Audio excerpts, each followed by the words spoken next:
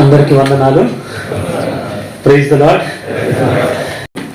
మరి మరొకసారి మీకు పరిచర్య చేసేటువంటి అవకాశం దేవుడు నాకు ఇవ్వడం నాకు ఆశ్చర్యమే. అయినా దీన్ని బట్టి నేను దేవుని స్తుతిస్తూ మరి సమయాన్ని తీసుకుంటున్నాను. మరి ప్రత్యేక రీతిగా మార్నింగ్ మరి మనం మంచి ఎక్స్పోజిషన్ చాప్టర్ 8లో నుండి ధ్యానించుకున్నాం. ఇవ్వబడినటువంటి అంశము అందరికీ ఒకటే. కొంత ఓవర్లాపింగ్ అనేది ఉంటుంది, కానీ నిన్నటి ధ్యానాలను బట్టి చూస్తే ఒక 10% ఓవర్లాపింగ్, మిగతాదంతా మరి దేవుడు తన సేవకుల ద్వారా రకరకాలైనటువంటి కోణాల నుండి తన వాక్యాన్ని మనకు అనుగ్రహించడం మనము చూసాం. మరి నిన్నటి దినాన ఒక మాటను మీకు జ్ఞాపకం చేయడం జరిగింది, మీ మనసులో పెట్టడం జరిగింది. మరి మనకి ఇవ్వబడినటువంటి థీమ్ వర్స్ ఎజ్రా 7:10. తెలుగులో ఎజ్రా అంటారు కదా, ఇంగ్లీష్లో ఎజ్రా అంటారు. సో ఈ రెండు ప్రొనౌన్సియేషన్స్ మీరు ఒకే పేరుకి లాగా తీసుకోవాలి. మరి ఎజ్రా 7:10లో మనం చూసినటువంటి వచనానికి మరి స్వామి అన్న తనతో ఉన్నటువంటి వారు కలిసి మనకి ఇచ్చినటువంటి మరి మాట ఏంటంటే సన్నద్ధం. అది మనం జ్ఞాపకం పెట్టుకోవాలి. మనము ఇక్కడికి ఎందుకు నడిపించబడ్డాము అని అంటే, లేకపోతే ఎందుకు మనం పిలువబడ్డామంటే మరి మనము సన్నద్ధులం కావడానికి. మరి పాత నిబంధనలో మనం చూసినట్టుగా ఎక్కువ యుద్ధ సన్నద్ధం అనేటువంటి మాటనే ఉంది. మనకు తెలుసు పాత నిబంధనలో దేని కొరకు వారు యుద్ధాలు చేశారు. మరి ఎక్కువ మనకు భౌతికమైనటువంటి యాంగిల్లో నుండే పాత నిబంధన విషయాలు మనకు కనబడతాయి. అంటే ఆధ్యాత్మిక విషయాలు లేవని కాదు, భౌతికమైనటువంటి విషయాలు, భౌతికమైనటువంటి రాజ్యం, భౌతికమైనటువంటి ప్రజలు, భౌతికమైనటువంటి విషయం మనకు కనబడుతుంది, భౌతికమైనటువంటి మందిరము కనబడుతుంది. అప్పటి యుద్ధాలు కూడా భౌతికమైనవి. అవి శత్రు రాజ్యాలకు వ్యతిరేకంగా మరి ఇశ్రాయేలు ప్రజలు చేసినటువంటి యుద్ధానికి వారు యుద్ధ సన్నద్ధులైనటువంటి మాట మరి పాత నిబంధనలో మనకు కనబడుతుంది. కానీ కొత్త నిబంధనలో ఉన్నటువంటి మాట కూడా, అది కూడా యుద్ధ సన్నద్ధమే. ఈ మాటను మనము ఆధ్యాత్మిక యుద్ధానికి కనెక్ట్ చేస్తున్నటువంటి మాట. మరి 3 వచనాలు మీకు జ్ఞాపకం చేశాను. మొట్టమొదటిగా మరి దైవజనుడు సన్నద్ధుడు కావాలి. కొంతవరకు నేను ఇవి మాటలు చూస్తున్నప్పుడు మార్నింగ్ సోల్మన్ అని ఇచ్చినటువంటి ఎక్స్పోజిషన్ కూడా బాగా కనెక్ట్ అయినట్టుగా అనిపించింది. మొట్టమొదటిగా దైవజనుడు సన్నద్ధుడు కావాలి. దైవజనుడు ప్రతి సత్కార్యమునకు పూర్ణముగా సిద్ధపడి అనేటువంటి మాట మనకు అక్కడ కనబడతా ఉంది. రెండవదిగా మరి పరిశుద్ధులు సన్నద్ధులు కావాలి. అంటే తెలుగు బైబిల్లో పరిశుద్ధులు సంపూర్ణలగుట కనుంది. నేను ఇంగ్లీష్ వర్జన్లో నుంచి తీసుకొని టు ఎక్విప్ అనేటువంటి మాటకు పరిశుద్ధులను సన్నద్ధులు చేయాలి. మరి ఈరోజు కూడా మనము రిపిటేటివ్గా విన్నటువంటి మాట ఏంటంటే, మొట్టమొదటిగా మరి దైవజనుడు మరి సిద్ధపడ్డాడు దేవుడు ఇచ్చినటువంటి పనికి. ఆ తర్వాత తనతో ఉన్నటువంటి వారిని సిద్ధపరుస్తూ ఉన్నాడు, పని కొరకు సిద్ధపడుతూ ఉన్నాడు అనే మాటలు మనం చూసాం. అదేవిధంగా మొట్టమొదటిగా మనం సన్నద్ధం కావాలి. ఆ తర్వాత ఎఫెసీ 4:12లో ఉన్నట్టుగా మరి పరిశుద్ధులను సన్నద్ధులుగా చెయ్యాలి. ఆ తర్వాత మూడవదిగా హెబ్రీ పత్రికలో మనం చూసినట్టుగా మరి దేవుని చిత్తం అంతటిని నెరవేర్చుటకు మనము సన్నద్ధులం కావాలి అనేటువంటి మాట. మరి అంటే పని కొరకు సన్నద్ధులం కావాలి. మొదటిగా వ్యక్తి, తర్వాత వ్యక్తులు, ఆ తర్వాత ఇవ్వబడినటువంటి పని. మార్నింగ్ ఎక్స్పోజిషన్లో కూడా అవే మాటలు మనకు వినబడ్డాయి. సో ఈ క్రమం కూడా చాలా ఇంపార్టెంట్. మనము సన్నద్ధులం కాకుండా మనము ఇతరులను సన్నద్ధులం చేయలేము. మనం ఇతరులను సన్నద్ధులం చేయకుండా దేవుడు ఇచ్చినటువంటి పనిని సంపూర్ణము చేయలేము. మరి దేవుడు సంఘ పరిచయం మనకి ఇచ్చినప్పుడు సంఘంలో మనకే కాదు, సంఘంలో ఉన్న ప్రతి ఒక్కరికి ఆయన కృపావరాలు ఇచ్చాడనేటువంటి మాట కూడా మనకు తెలుసు కదా. కానీ చాలాసార్లు అది ఓవర్లుక్ చేయడం జరుగుతూ ఉంటుంది. తర్వాత అసలు దాని విషయంలో ఎటువంటి ఆలోచన లేకుండా మరి సంఘ పరిచర్య జరుగుతూనే ఉంటుంది. చాలా సంఘాల్లో మరి ఎన్నో సంవత్సరాల తర్వాత కూడా పరిచర్య ప్రారంభించబడి ఎన్నో సంవత్సరాల తర్వాత కూడా మొదటి ప్రార్థన మొదలుకొని ఆఖరి ప్రార్థన వరకు మరి సంఘ కాపరే అన్నీ చేస్తూ ఉన్నట్టుగా, ఒక ఆదివారమే కాదు, బైబిల్ స్టడీ ఉంటే బైబిల్ స్టడీ, ఇంకేదైనా మీటింగ్ ఉంటే ఆ మీటింగ్ కూడా. అంటే వారి యొక్క ఆలోచనల్లో ఏ విధంగా ఉన్నారో తెలియదు, కానీ క్రియల్లో మాత్రము మరి కృపావరాలను గుర్తించని వారిగానే కనబడతా ఉన్నారు. కానీ ఈ 3 దినాల్లో మనకున్నటువంటి అంశం సన్నద్ధం అనేది, అది మనము సన్నద్ధం కావడానికి, మనం వెళ్ళి అనేకులను సన్నద్ధం చేయడానికి అనేది కూడా మనము తప్పకుండా జ్ఞాపకం చేసుకుందాం. మరి ఎజ్రా, దేవుడు ఎజ్రాకి ఇచ్చినటువంటి పని విషయంలో ఆ విధంగా సన్నద్ధుడు అవుతున్నాడని మనము గమనిస్తూ ఉన్నాం కదా. మరి ముఖ్యంగా నిన్న కూడా 2-3 సార్లు ఈ మాట రిపీట్ అయినట్టుగా నేను జ్ఞాపకం ఉంది నాకు.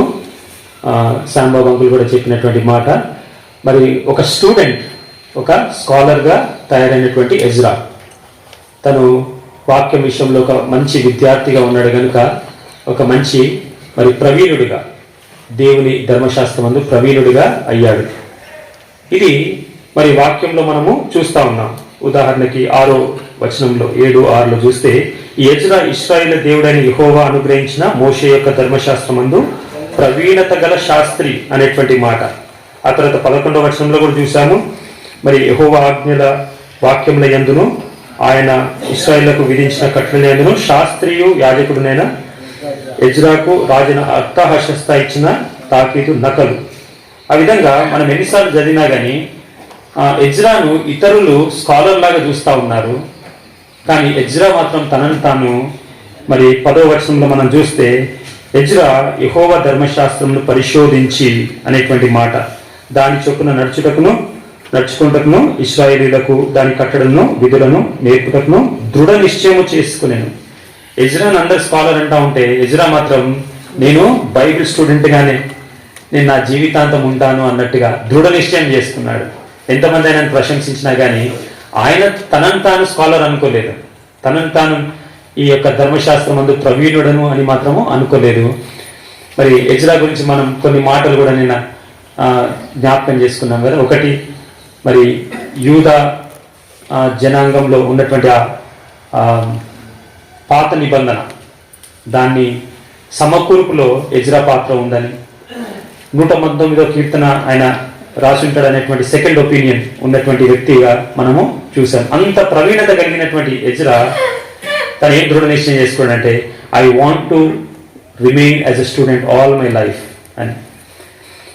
ఒక గొప్ప బైబిల్ టీచర్ ఉన్నారు, ఆయన పేరు హోవర్డ్ హెండ్రిక్స్. చాలా మంచి బైబిల్ టీచర్ అండ్ మంచి రైటర్ కూడా ఆయన. అయితే చాలా అద్భుతమైనటువంటి సాక్ష్యం కూడా అయినది. ఆయన స్టూడెంట్గా ఉన్నప్పుడు కాలేజ్లో కొన్నిసార్లు రాత్రిపూట, అంటే 10 అయిన తర్వాత బయటికి వెళ్ళినప్పుడు తన ప్రొఫెసర్స్ ఉన్నటువంటి ఏరియాలో, అంటే అది residential campus, Dallas theological seminary అని అక్కడ చదివాడు ఆయన. అయితే ప్రొఫెసర్స్ ఉన్నటువంటి ఏరియాకి వెళ్తే ఒక రూమ్, ఒక ఇంటి లైట్ ఎప్పుడు ఆన్ చేసి ఉండేదంట. అయితే ఆ ప్రొఫెసర్ ఎవరో తనకు తెలుసు, తనకు టీచ్ చేసేటువంటి ప్రొఫెసరే. అయితే తను ఏంటి 10 అయిపోయింది అయినా పడుకోలేదు, సరే తర్వాత చూద్దామని ఇంకా లేట్ నైట్ వెళ్ళేవాడంట. ఆ తర్వాత ఎర్లీ మార్నింగ్ కూడా వెళ్ళేవాడంట. వెళ్తే ఎప్పుడు చూసినా లైట్ ఆన్ చేసి ఉండేదంట. అట్లా కొన్ని దినాలు గమనించాడంట, ఏంటబ్బా ఈ లైట్ ఎప్పుడు ఆన్ ఉంది అని. ఒకరోజు ఆ ప్రొఫెసర్ని అడిగాడంట, ఏంటి సార్ మీరు ఎప్పుడు చూసినా మీ ఇంటి లైట్ ఆన్ చేసింది, ఏం చేస్తూ ఉంటారు, పడుకోరా మీరు అంటే, ఆయన అన్నాడంట, I would like to be a flowing stream rather than a stagnant pool అన్నాడంట. అంటే దేవుని వాక్యాన్ని అందించే విషయంలో నేను ప్రవహించేటువంటి ఒక మరి కాలువలాగా ఉంటాను, కానీ మరి నిలిచి ఉన్నటువంటి చెరువు వలె,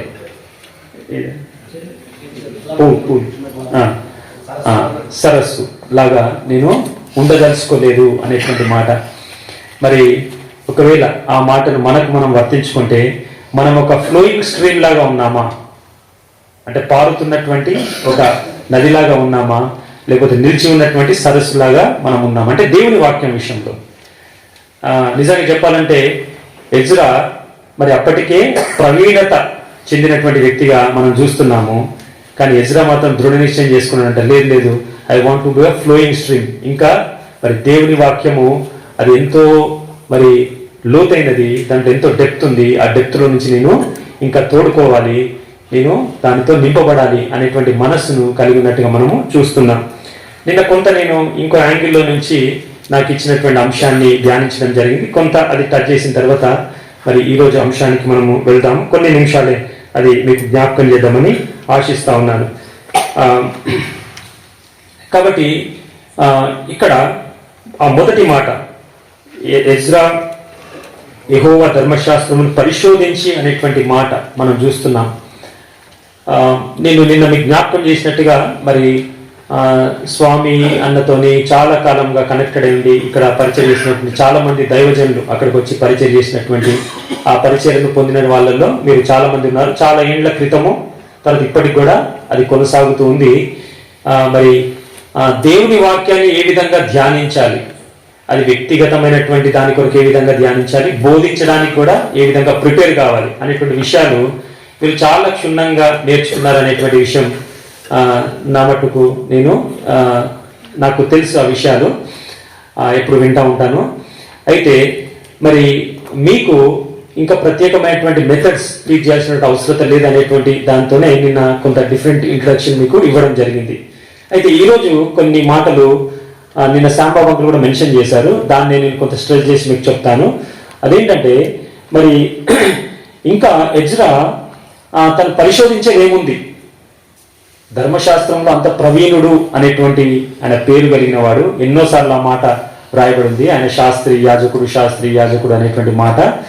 మరి అంత ప్రవీణుడైనటువంటి మరి ఎజ్రా ఇంకా పరిశోధించేది ఏముంది అనంటే ఒక మాట మనం నిన్న అనుకున్నాం కదా, ముందున్నటువంటి పని కొరకు తను సిద్ధపడుట అనేది మనం చూస్తున్నాం. సరే, ఇంతవరకు తను బబులోన్లో ఉన్నాడు, అక్కడ అనేక మందికి దేవుని వాక్యాన్ని నేర్పించుంటాడు తప్పకుండా. ఎందుకంటే అక్కడ కొంతమంది చాలా ఉన్నతమైనటువంటి ఆధ్యాత్మిక స్థాయిలో జీవించిన వారిని మనం చూస్తున్నాం. మరి అర్థహశస్త అనేటువంటి రాజు దృష్టిలో ఉన్నటువంటి ఎజ్రా మరి ఎంత ఫెమిలియర్ అయి ఉంటే మరి తాను ఎజ్రాని చూజ్ చేసుకుని ఉంటాడు, తర్వాత తనను పంపించి ఉంటాడు యెరూషలేముకి. కాబట్టి మరి ఎజ్రా అంతవరకు చాలా గొప్ప పరిచయం చేసి ఉంటాడు.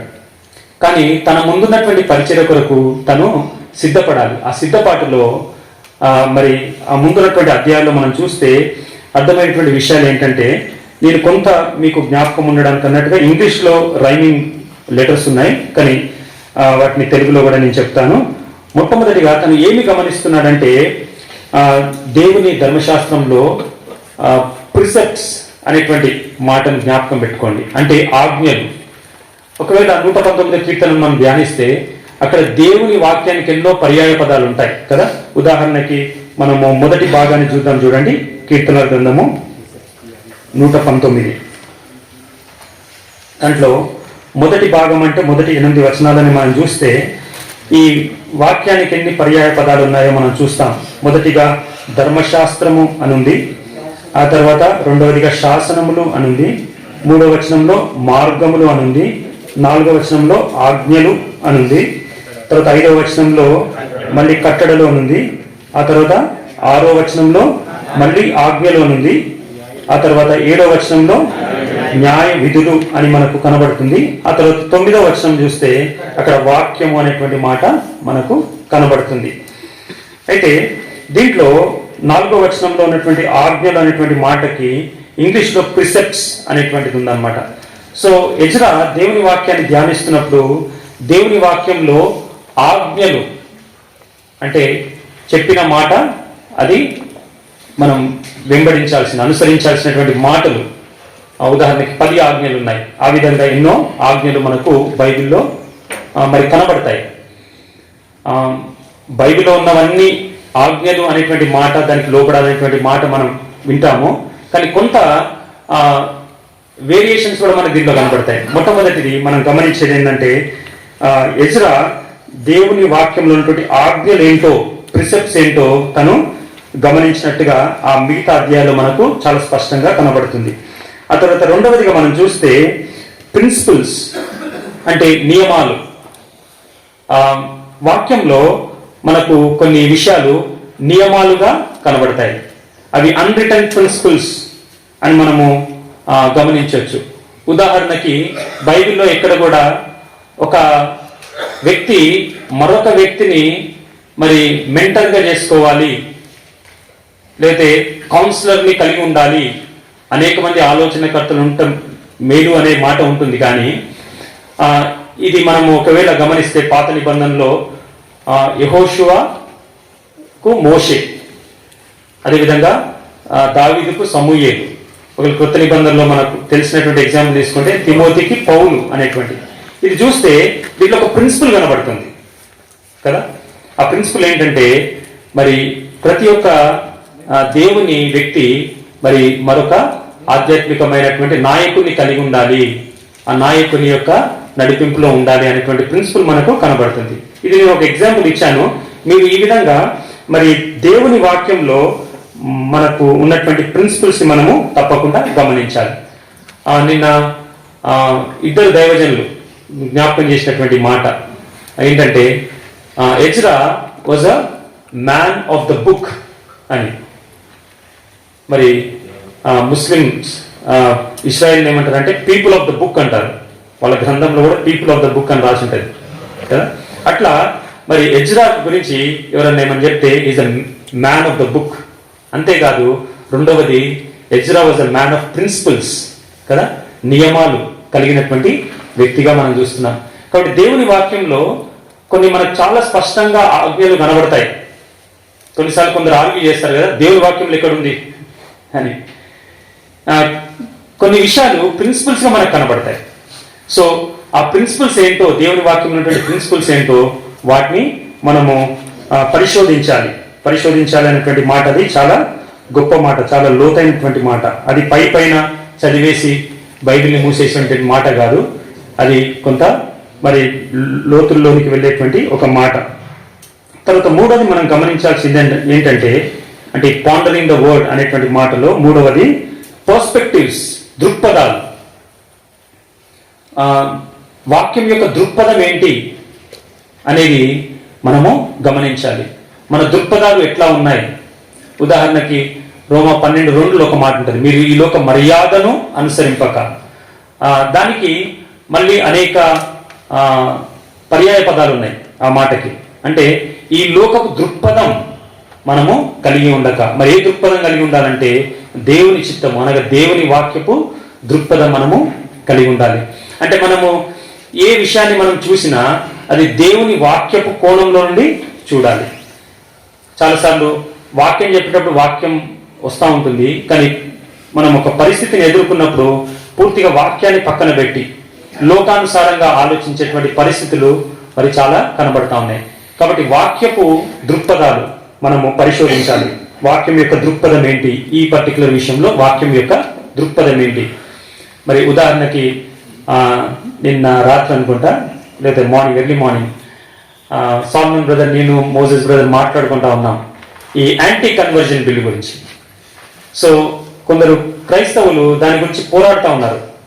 ఇది తప్పు, ఇది చట్ట విరుద్ధం, దీంట్లో కొన్ని ప్రొవిజన్స్ అవి మరి చాలా ఆటంకపరుస్తూ ఉన్నాయి ఇతరులను రక్షణలో నడిపించడానికి. సో ఆ బిల్ లేకపోతే ఆ లా పర్స్పెక్టివ్లో చూస్తే అది కరెక్ట్ అనిపిస్తుంది. కానీ మరి బ్రదర్ ఆది సంఘం యొక్క పర్స్పెక్టివ్, బైబిల్లో మనకు ఉన్నటువంటి ఆది సంఘం మోడల్ ఉంది, వాళ్ళ పర్స్పెక్టివ్లో చూస్తే వాళ్ళు ఎప్పుడు దాన్ని లెక్క చేయలేదు లాని. ఉదాహరణకి మరి పౌలు ఫిలిప్పు జైల్లో ఉన్నప్పుడు తను రోమా పౌరుడు అని తనకు తెలుసు, అది ఎప్పుడైనా మర్చిపోలేనటువంటి విషయమే. కానీ దాన్ని పట్టుకొని తను ఏం ఫైట్ చేయలేదు. అంత అయిపోయినాక, విషయం అంతా అయిపోయినాక బయటకు వచ్చేటప్పుడు నేను రోమన్ సిటిజన్ తెలుసా మీకు అన్నట్టుగా దాని ముందు వాడుకోలేదు.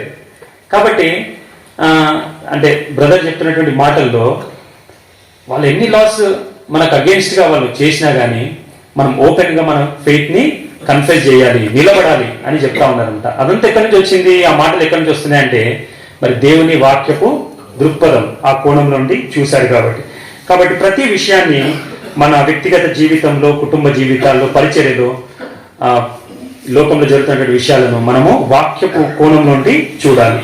ఆ తర్వాత 4వది మనం చూస్తే ప్రయారిటీస్, మన ప్రాధాన్యతలు ఎట్లా ఉన్నాయో మనము పరిశోధించాలి. వాక్యపు ప్రాధాన్యతలు ఎట్లా ఉన్నాయో, ఉదాహరణకి మత్తయి 6:33లో కాబట్టి మీరు ఆయన రాజ్యమును నీతిని మొదట వెదుకుడి, అప్పుడు అవన్నీ మీకు అనుగ్రహించబడను. అక్కడ ప్రయారిటీస్ అనమాట, ఏది ఫస్ట్ ఏది తర్వాత అనేది. అయితే దాంట్లో మరి మొదటిది మన ప్రయారిటీ, రెండవది దేవుని యొక్క బాధ్యతగా దేవుడు మరి చెప్తా ఉన్నాడు. ఆ విధంగా మరి ఎన్నో విషయాలు మనకు బైబిల్ గ్రంథంలో కనబడతాయి. తర్వాత మరొక మాట శాంబాబు అంకుల్ జ్ఞాపకం చేశారు కదా, ప్యాటర్న్స్. మనం దేవుని వాక్యాన్ని ధ్యానించేటప్పుడు ప్యాటర్న్స్ ని చూడాలి. మరి తెలుగులో కరెక్ట్ వర్డ్ నాకు తెలియదు కానీ మాదిరి, విధానం, మాదిరి కదా మనము గమనించాలి. ఈ విధంగా మరి దేవుని వాక్యాన్ని మనము ధ్యానించేటప్పుడు ఎజ్రా ముందున్నటువంటి పని కొరకు సిద్ధపడుతున్నప్పుడు తను ఇప్పటికే దేవుని వాక్యాన్ని బాగా ఎరిగినటువంటి వాడు. ఆ ముందున్నటువంటి పని కొరకు మరి దేవుడు ఎట్లాంటి ఆజ్ఞలు ఇచ్చాడో, దేవుడు తన వాక్యంలో ఎట్లాంటి నియమాలు ఇచ్చాడో, తను ఎటువంటి దృక్పథంతో, అది మనం కొన్ని ఎగ్జాంపుల్స్ చూద్దాము, ఎటువంటి దృక్పథంతో పనిచేస్తున్నాడు, తన ప్రాధాన్యతలు ఏంటో, ఆ తర్వాత మరి ఎటువంటి ప్యాటర్న్, మరి పాత నిబంధనలో భౌతికమైనటువంటి ప్యాటర్న్స్ ఉంటాయి. మందిరాన్ని ఏ విధంగా నిర్వహించాలో మరి ఆ ప్యాటర్న్స్ చాలా క్లియర్గా ఎవ్రీ సింగిల్ డీటెయిల్ ఇచ్చినట్టుగా మనము చూస్తాం. కానీ ఆ కృత నిబంధనలో మనం చేస్తున్నటువంటి పరిచర్యకు కావాల్సినటువంటి ప్యాటర్న్స్ మనకు చాలా స్పష్టంగా మనకు ఇవ్వబడ్డాయి. కాబట్టి 5 విషయాలను దేవుని వాక్యాన్ని ధ్యానించేటప్పుడు నేను మీకేమి మెథడ్స్ ఏమి మళ్ళీ పరిచయం చేయలేదు, కానీ ఈ 5 విషయాలు మరి జ్ఞాపకం చేసుకుందాం. మరి రెండవది ఈరోజు మనం ధ్యానించుకునేటువంటి ఈ యొక్క అంశం ఏంటంటే ప్రాక్టీసింగ్ ద వర్డ్, దేవుని వాక్యాన్ని అభ్యసించుట, ఆచరించుట అనేటువంటి మాటలు మనం ఇక్కడ చూస్తున్నాం.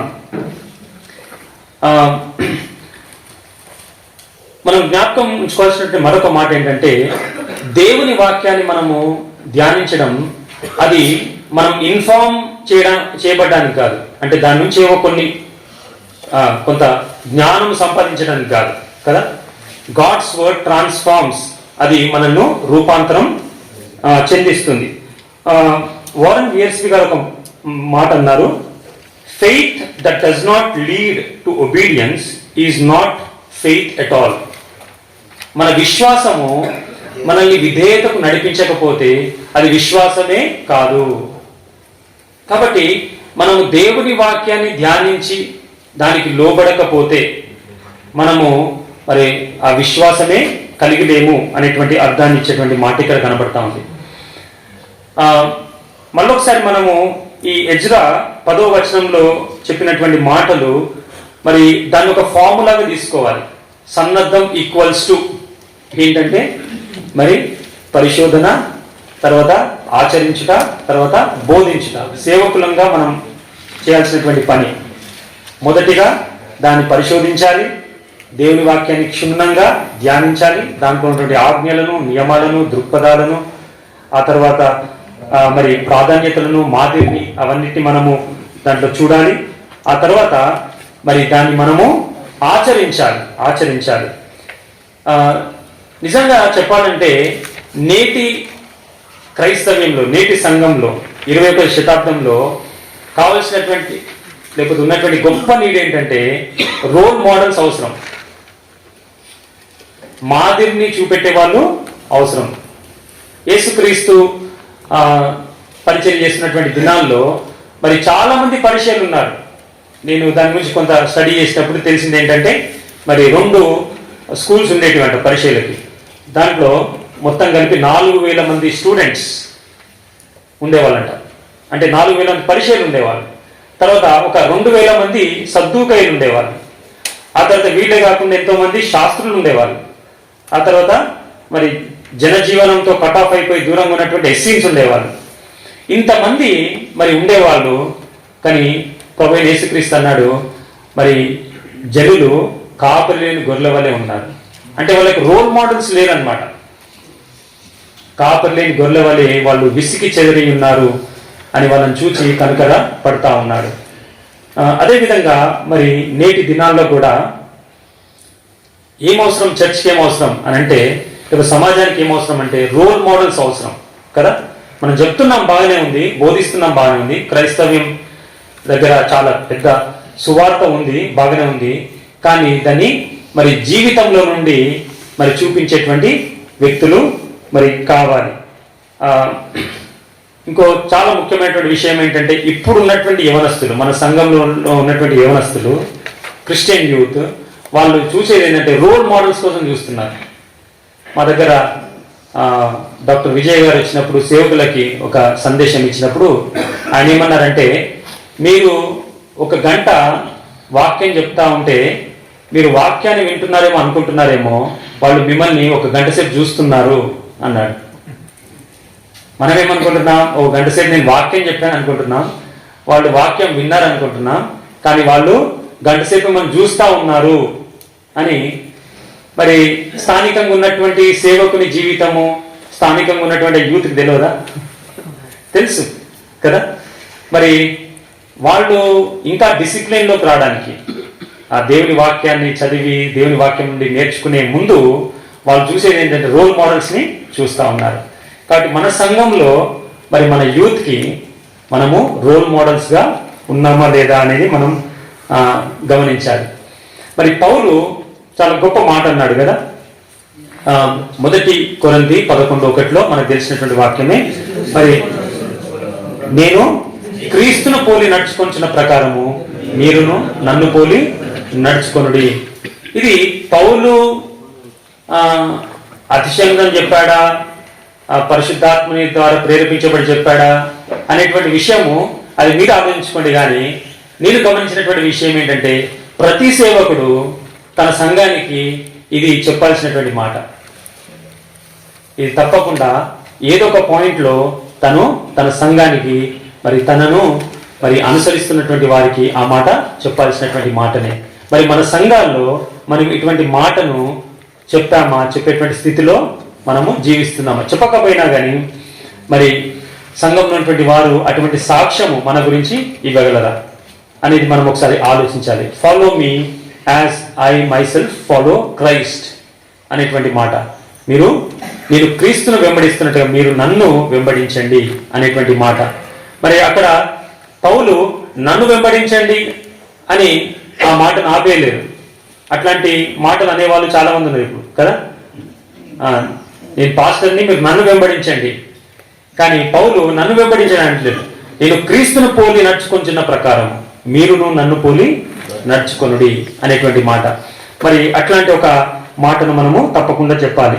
మరి ఇంకొక కోణం నుంచి మనం చూస్తే, అసలు మనము రోల్ మోడల్స్గా ఉండడానికి పిలువబడ్డాము. చాలాసార్లు మనం పాస్టర్గా ఉండడానికి, సువార్థికునిగా ఉండడానికి, ఇంకేదో అని మనం అనుకుంటాం కదా. కానీ మనం రోల్ మోడల్స్గా ఉండడానికి పిలువబడ్డాం. We are called to be role models in our church. దానికి మనకు ఆధారం చేసుకునే వచనం ఏంటంటే, మరి అబ్రహాముకు ఒక వాగ్దానం ఇచ్చాడు దేవుడు. ఆయన ఏమన్నాడంటే, I will bless you and you will be a blessing. మరి ఆ ఆశీర్వచనము క్రీస్తు యేసు ద్వారా అన్యజనులైనటువంటి మనకు అనుగ్రహించబడిందని గలతీ 3లో మనం చూస్తాం కదా.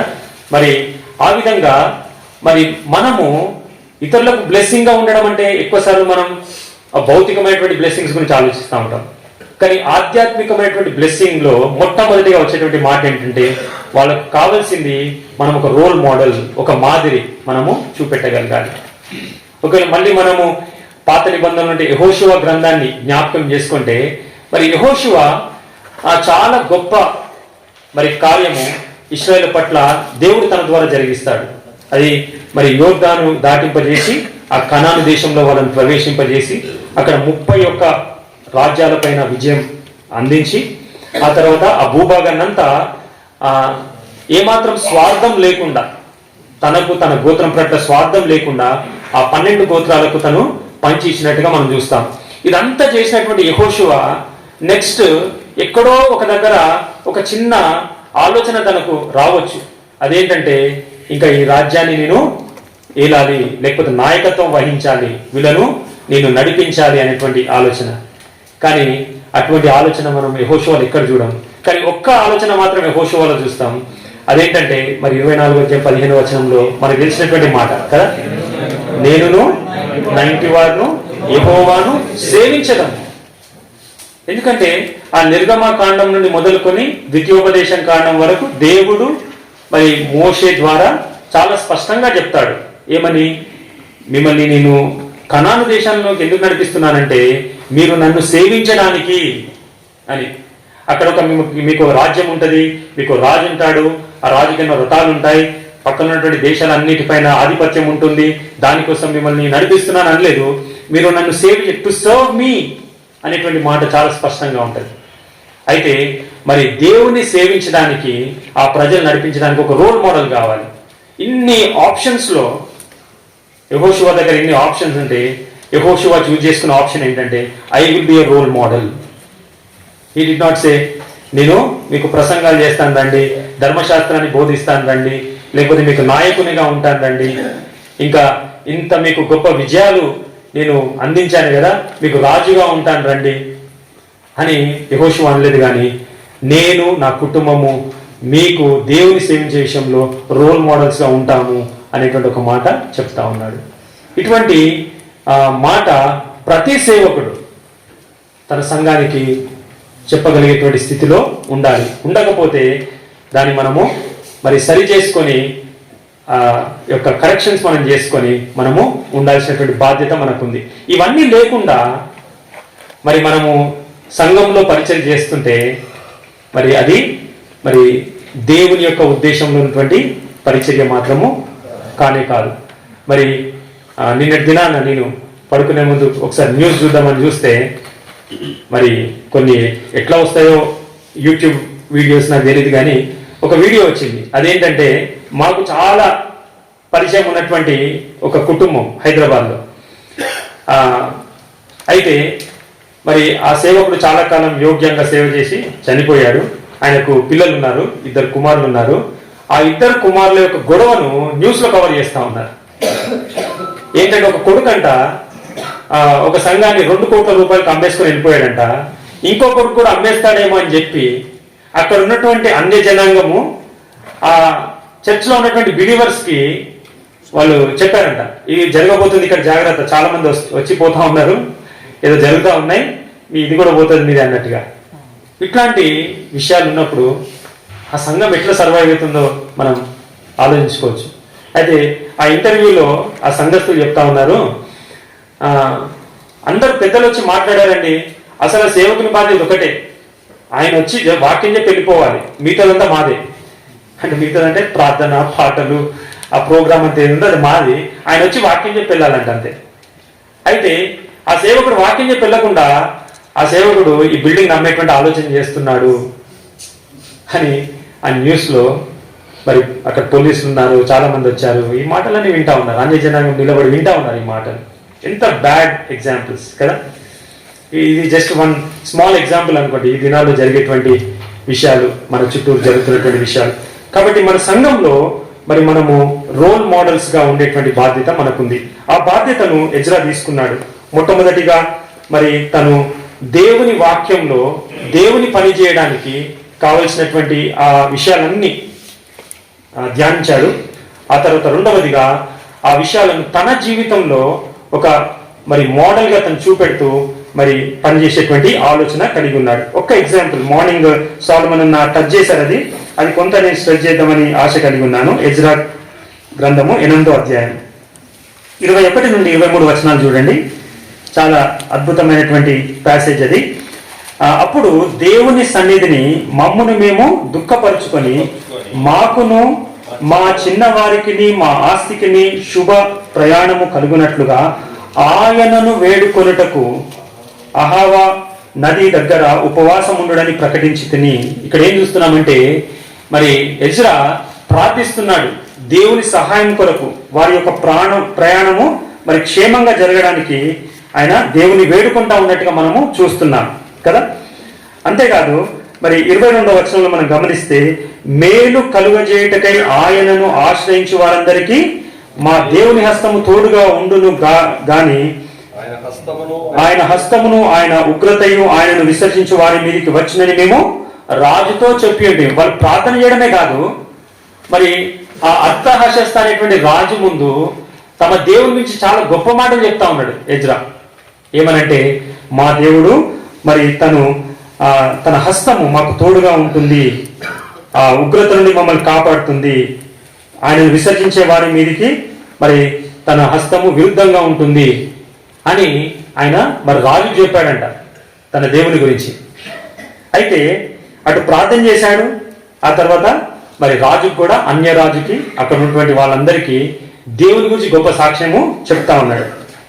కానీ ఆ తర్వాత మనం చూస్తే, గనుక మార్గమందున శత్రువుల విషయమే మాకు సహాయము చేయనట్లు కాల్బలమును రౌతులను రాజు వద్ద కావాలని మనవి చేటకు సిగ్గు నాకు తోచెను. అంటే నేను ప్రార్థించాను కదా, నా దేవుని గురించి అంత గొప్పగా చెప్పాను కదా, ఆయన హస్తము మాకు తోడుగా ఉంటుంది, మాకు విరోధంగా ఉన్న వారిని, దేవుని విసర్జించే వారికి మరి ఆయన హస్తము విరుద్ధంగా ఉంటుంది అని చెప్పాను కదా. చెప్పి మళ్ళీ రాజును నేను ఎట్లా క్షేమం కొరకు అడగాలి?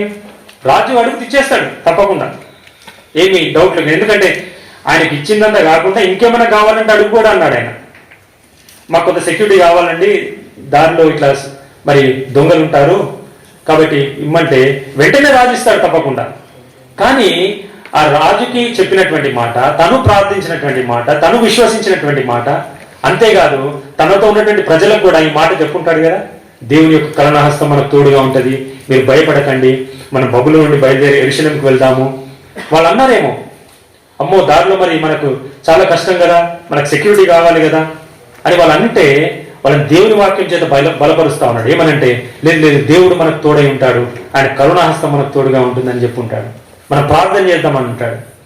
కానీ ఎప్పుడైతే ప్రయాణము వాళ్ళు స్టార్ట్ చేయాలో మళ్ళీ ఇట్లాంటి డౌట్స్ రేజ్ అవుతున్నట్టున్నాయి. సరే సరే పర్లేదు, మన రాజుని అడిగితే ఆయన మనకు సెక్యూరిటీ ప్రొవైడ్ చేస్తాడని అనొచ్చు. కానీ తను అంటున్నాడు, నాకు ఆ విధంగా మనవి చేయటకు సిగ్గు కలుగుతుంది అని అంటున్నాడు కదా. మరి అంటే అక్కడ ఎజ్రా ఏదైతే విశ్వసిస్తున్నాడో, ఏదైతే ఇతరులకు చెప్పాడో, ఏదైతే బోధించాడో, దాన్ని తన జీవితంలో ఒక మోడల్గా తను చూపెడతా ఉన్నాడు. తప్పకుండా దేవుడు మనకు తోడై ఉంటాడు అనేటువంటి మాట. మేము ఉపవాసం ఉండి ఆ సంగతిని బట్టి మా దేవుని వేడుకొనగా ఆయన మా మనవిని అంగీకరించెను. సో చాలాసార్లు మనము మన వ్యక్తిగత జీవితాల్లో మనము సంఘానికి ఏం బోధిస్తున్నాం, సమాజానికి ఏం బోధిస్తున్నాం? సమాజానికి మనం సువార్త చెప్తున్నాం, సువార్తలో చాలా గొప్ప మాటలు మనం చెప్తా ఉంటాం. మరి సంఘంలో కూడా చాలా విషయాలు మనం బోధిస్తూ ఉంటాం. ఇదిగో దేవుని వాక్యంలో ఇలా ఉంది, మీ కుటుంబాలు ఈ విధంగా ఉండాలి, మీ పిల్లల పెంపకం ఈ విధంగా ఉండాలి, అవసరతలు ఉన్నప్పుడు మనం ఈ విధంగా దేవునిపై ఆధారపడాలి అని మనం నేర్పిస్తున్నామేమో. కానీ ఆ విషయంలో మన వ్యక్తిగత జీవితంలో మనం ఎట్లా ఉన్నాం? సంఘానికి అది రోల్ మోడల్గా చూపెడుతున్నామా? సంఘము మనం బోధించినంత విన్నారు, కానీ సంఘం మన దైనందిక జీవితాన్ని కూడా మరి చూస్తున్నప్పుడు వారు ఏం గమనిస్తున్నారు?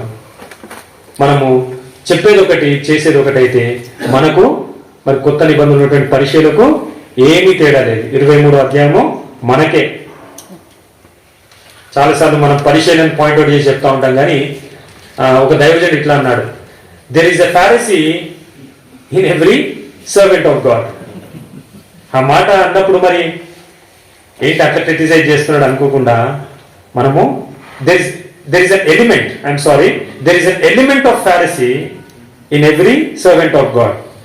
సో ఎప్పటికప్పుడు మనము అట్లాంటిది అంటే ఏంటి, మెయిన్ ఏంటి పరిశీలన అంటే, వాళ్ళు చెప్పేది ఒకటి, వారు చేసేది ఒకటి. అందుకోసం యేసుక్రీస్తు అన్నాడు శిష్యులతో, జనసమూహంతో, వారు చెప్పేది చేయండి, వారు చేసేది చేయకండి కదా.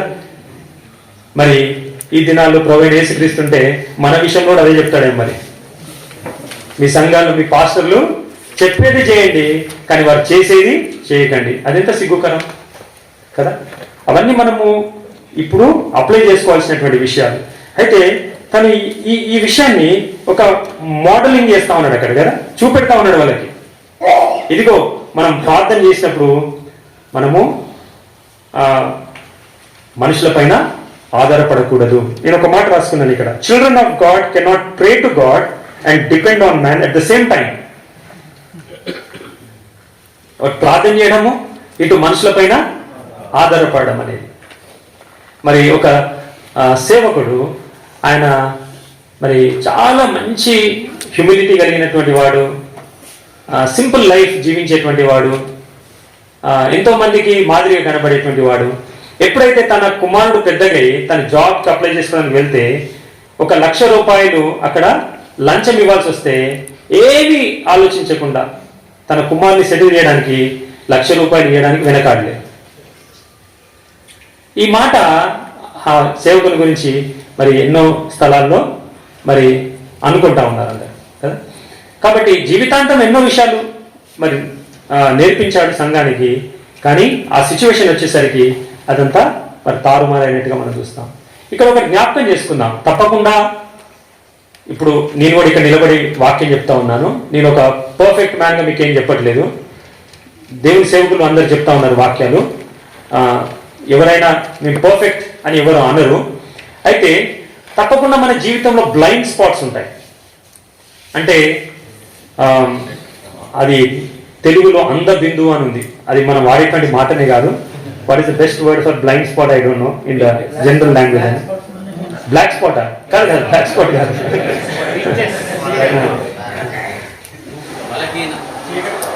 చీకటి కోణం, నైట్ స్పాట్. సో అంటే మనం బాగానే ఉన్నాము అని కొన్ని మనకు తెలియని ఉంటాయి. ఎవరైనా చెప్తే తప్పించి మనకు తెలియదు. మనకి అది తెలియదు. అది ఆ వీక్నెస్ లేకపోతే అది ఇక్కడ లోపం ఉందనేది మనకు తెలియదు. మనము ముందుకు వెళ్తా ఉంటాం. మీకు అర్థమైంది అనుకుంటున్నా. You are the best translator. So మీకు అర్థమైతే సరిపోతుంది. బ్లైండ్ స్పాట్స్ ఉంటాయి మనకి. మన బ్లైండ్ స్పాట్స్ ఉంటే అది మనకు తెలియదు. కానీ మనకు తెలిసి ఒక బలహీనతలో, తెలిసి ఒక తప్పులో, ఒక పొరపాటులో మనము కొనసాగడం అనేది అది మనము సంఘానికి మనం ఏం మాదిరి చూపెట్టలేము. ఇక్కడ మరి ఎజ్రా ఒక మంచి ఎగ్జాంపుల్గా ఉన్నాడు. అంతేకాదు 31వ వచనంలో మనం చూస్తాం కదా.